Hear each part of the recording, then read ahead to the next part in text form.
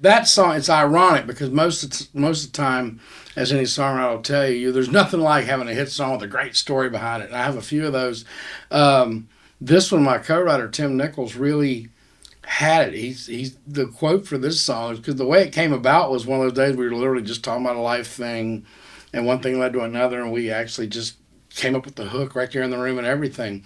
But his quote ended up being, it started off like a day like any other and ended like a day like no other.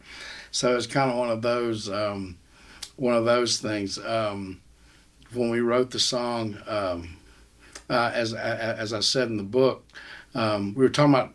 We started. There was a friend of ours at the place I was writing. A friend of ours that had what turned out being a misdiagnosis, and everybody was talking about the fact that he had gotten a sex ray. One doctor was like, "Oh my God, there's something wrong."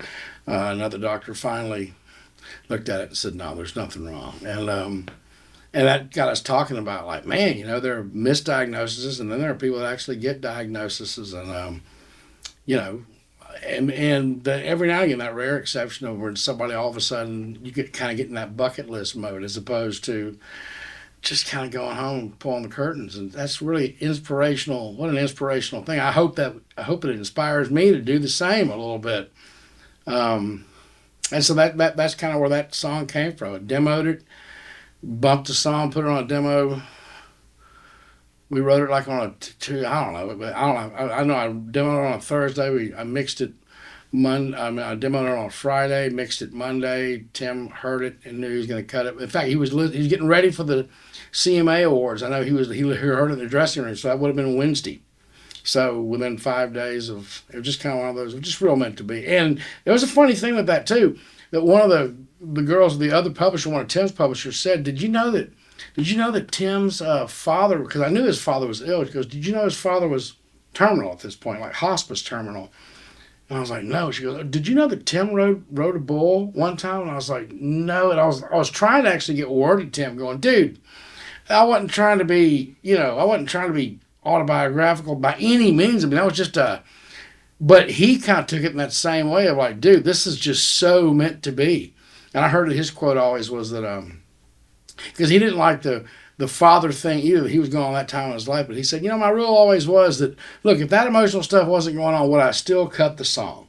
And he goes, yeah, I would cut the song. So, because it felt really weird all of a sudden. It was like, oh, and especially his father thing. It was like, man, because his father had been ill for a number of years, but I guess he had taken a turn recently. And so, anyway, so the first time I heard it on the radio, it was really, I tell you what, when I did it, there was actually a small window.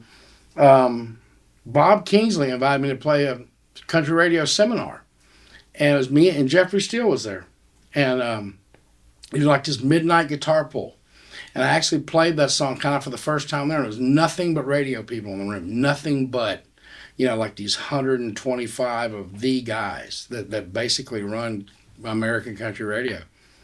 And that was kind of the public debut of the song, and I played it, and man, there were people coming up to me just like going, Tim McGraw, when's he going to release it? I was like, I don't know, but I kind of knew then, it was like, wow. I mean, there were people swarming me, and I was like, wow, this is really going to be. And then, of course, you heard on the radio, and it has been and continues to be that was a song where you just kind of, even from the first, you just kind of tried to stay out of its way, and I'm still kind of trying to stay out of its way. There's still things that happen with it and go on with it, and that's the song. I've got a couple of songs, but that song and Believe are the ones where, and this is kind of my real watermark. When you got a 300-pound country dude coming up to you, this is not a guy that talks about emotions, right? I mean, when you got a 300-pound, just blue collar, salt of the earth guy coming up to you with tears in his eyes, and a lot of times they don't even know how to talk. They just go, man, that song, my daddy, thank you, and that's all. That's as much of the conversation as they can get out.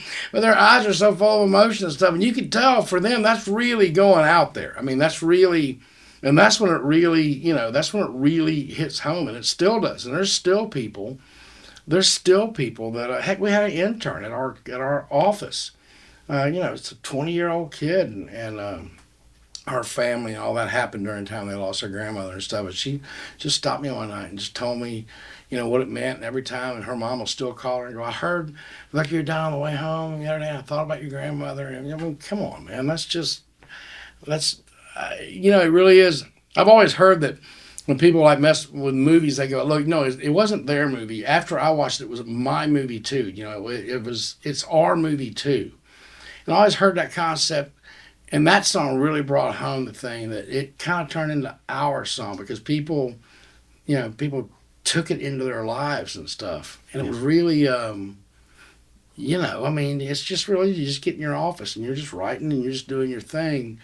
And when something like that really happens, it really kind of takes you back. And you kind of have to forget that as a writer because you can't go around with that onus of what do the people need to hear today. I mean, that's the most horrible thing ever. You really kind of have to forget that and just feel so blessed that you stepped right into that shaft of starlight for a second, and maybe it'll happen again. But man, you can't. It's hard to. It's a humbling and weird place, and it was great. I loved it, but it was. It truly was an amazing song. So blessed to be a part of that.